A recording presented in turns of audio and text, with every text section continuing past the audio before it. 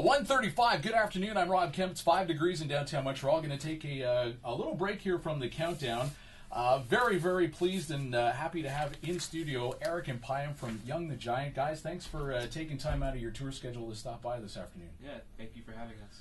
I thought I had followed your tour bus in on the Ville Marie this morning at about 10:30, and I thought, what kind of rock and roll lifestyle? These guys are on the bus at 10:30. It was not, in fact, you. You were actually here even earlier this morning. We were here like 6 a.m. or so. Oh my God, really? Yeah. Now it's your first time in Montreal? True. Very cool. What do you think so far? Beautiful. It's a great day today. Yeah, the drive over was very nice.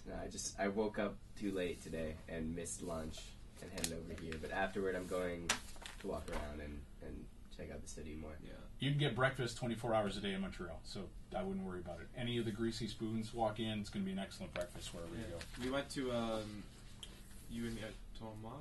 You and me. Oh, very you and nice. me. Yeah. En français as well. No.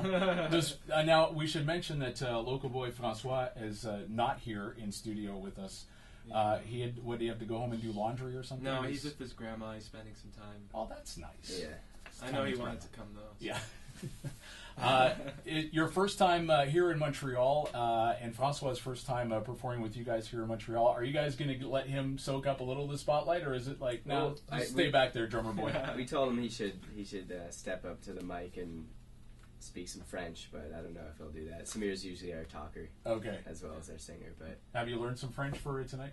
Not really. Not really. I mean, I'm Persian, so I speak Farsi, and like 1 in every 40 words I can kind of understand, but not really, you know.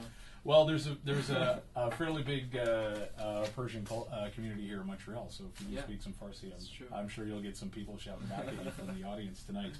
A couple appearances at South by Southwest, Sasquatch Music Festival, Austin City Limits, Bonnaroo, Lollapalooza. You guys are huge on the scene in terms of festivals. Do you guys feel like it has sort of been a long, slow climb to where you've gotten, or is it just all of a sudden like wham, here we are, headlining tour, all these festivals sold out everywhere we go? I think we've been really lucky for how fast we've gained this much success.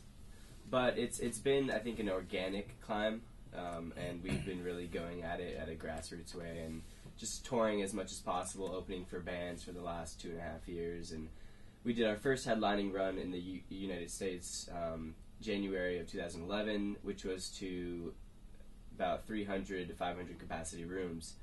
And to be able to come back a year later and play sold-out shows to, 1,000 to 2,000 people every night, it's really just it's really a dream for us. So we're very, very fortunate people to be able to do that. You know, we started when we were this band. I think all of us were about 17. You guys were all in high school when you started playing, right? Yeah. We all were in different bands, and then we kind of joined this lineup when we were about 17, 18 or so.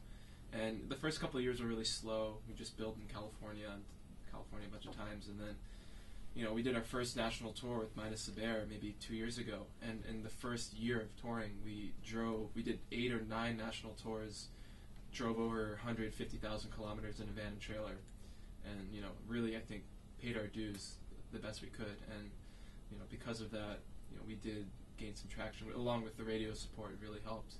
Well, it's funny when My Body hit the radio airplay here in Montreal, and we all sort of were like, new band, who are these guys, and trying to research and find out who you are, and wow, they're from Irvine, California. They used to be called the Jakes, and sort of that's all we had because you guys were so new, and It was this from our perspective anyways, meteoric rise to this superstar band that were touring all over the country. And it was great. Can you tell me about the name change of the band?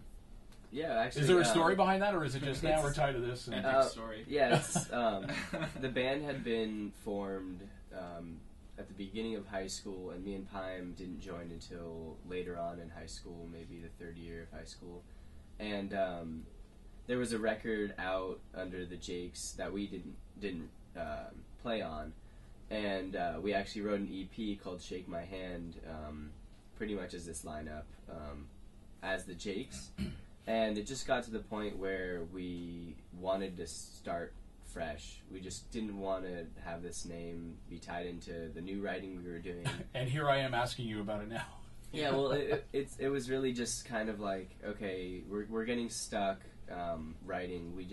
We really want a fresh slate and kind of open our minds to new styles of writing and new I guess a new style of writing together. And we just, as soon as we changed the name or had the idea to change the name, just opened our minds and we just started flowing a lot better in the studio.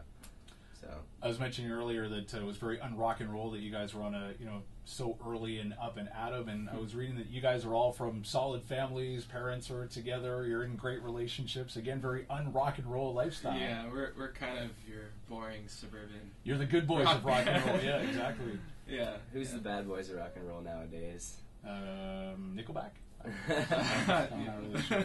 I think it's in to be a dork nowadays. Is that what it is? Yeah. Sure, Big Bang Theory, all of that kind of stuff. Yeah. It's in to be a nerd. The spirit of rock. 97.7.